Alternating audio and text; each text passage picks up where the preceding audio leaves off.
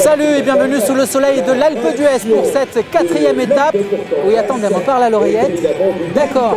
Bon, apparemment, on me dit que nous sommes au sommet de l'Alpe d'Huez breton. Bon, ben ça change pas grand-chose. Bienvenue à Mur de Bretagne, 293 mètres d'altitude, le plus haut point de la région. Une ascension de 2 km à 7%. Mur de Bretagne, temps de Bretagne, l'interview des coureurs tout de suite. Avec la pluie au départ, on savait que l'étape serait un petit peu dangereuse. En plus, il y avait des petites routes, un petit peu de vent, de nombreux changements de direction. Donc, pourquoi pas passer la journée devant, c'est un peu plus sûr, on va dire. Donc, j'avais deux autres équipiers qui voulaient prendre l'échappée, mais ça m'a souri à moi. Au bout de 10 km, j'ai réussi à la lancer et à partir. Bon, malheureusement, on n'était que 5. On aurait préféré être une dizaine pour pas être sûr d'aller au bout, mais pour essayer de jouer un peu plus longtemps pour aller au bout. Bon, là, on se fait reprendre à 4 km de l'arrivée. C'est pas trop mal quand même, on a bien géré, mais bon, c'est toujours pas jouer la gagne. C'est ce que je cherche quand même depuis le début du tour, donc j'espère que ce n'est que partie remise.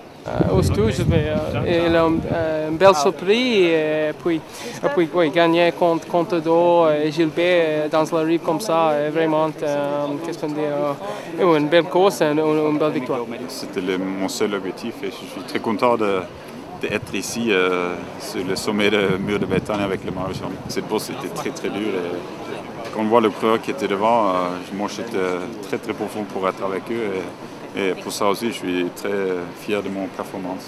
Quand le coureur comme Contador et Evans attaque, c'est pas facile à suivre, mais moi je suis très grande forme et aussi avec les maillots sur l'épaule, ça motive. Je pense que c'est possible jusqu'au samedi. Après 4 étapes et l'arrivée chez lui en Bretagne, nous avons demandé à Bernard Hinault son premier bilan du Tour de France. Contador le relève la tête, Cadel Evans prouve qu'il est en forme aujourd'hui. Candice Schleck est un petit peu en difficulté, parce que Franck est présent. Alors je pense que c'est ce qu'on peut en tirer et que l'arrivée d'aujourd'hui a fait beaucoup de mal. Et pour Hinault, Alberto Contador a démontré qu'il fallait encore compter sur lui malgré son retard et les sifflets. Et je pense qu'il va la gagner. Tout simplement parce que quand vous regardez ce qu'il a fait en Italie, il a fait qu'une journée vraiment très dure, où il s'est battu, c'était donc l'étape de l'Etna. Il a fait des écarts par rapport aux autres. Et après, il s'est contenté simplement de surveiller et de suivre les autres. Et c'est comme ça qu'il a gagné, c'est pour ça qu'il arrive, je pense, en très bonne condition au départ du Tour. À 22 ans, en septembre, Anthony Delaplace est le plus jeune de ce Tour de France 2011. Le coureur sort Sojason court bien sûr sa première grande boucle. Il nous a donné ses impressions. C'est vrai que c'est une expérience, tout le monde me disait le Tour ça part. Et là, depuis hier, c'est confirmé, surtout depuis la présentation. Le monde qu'il y a sur le bord des routes, le bruit, les encouragements, c'est vrai que c'est une super expérience. Ça n'a rien à voir, la course, le public, les médias, vraiment tous présents. Et c'est vrai que ça n'a rien à voir avec une autre course.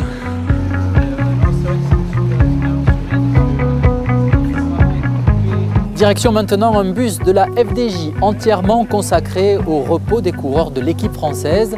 Alors la cryothérapie, Kezako, réponse tout de suite en images.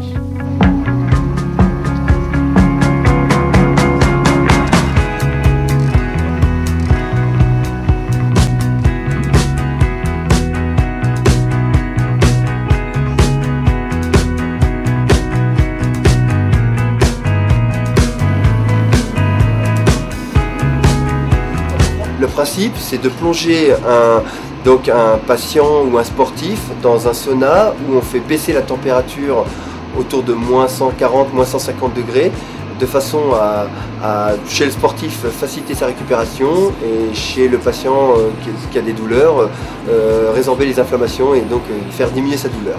Le corps qui est exposé à un froid, donc moins 150, ça entraîne une vasoconstriction et derrière, la circulation dans le corps est accélérée, ce qui permet aux muscles d'éliminer ces toxines et de mieux cicatriser des micro-traumatismes au cours du sport et donc faciliter sa récupération. Et le froid est sec, donc il faut s'attacher à cet aspect. La moindre humidité rendrait la séance beaucoup moins supportable, beaucoup désagréable, voire même on pourrait entraîner des brûlures. Donc il faut vraiment s'attacher à respecter ce côté sec. Voilà, Samuel nous a expliqué la cryothérapie. Maintenant, place à la pratique. Comme Olivier, je vais essayer cette machine moins 140 degrés pendant 2 minutes. Le froid est saisissant, on le sent, ça picote un peu. Pour le moment aux jambes et au dos, mais ça va. Voilà, c'est la fin de ce magazine. On se retrouve bien sûr dès demain sur les routes du Tour de France.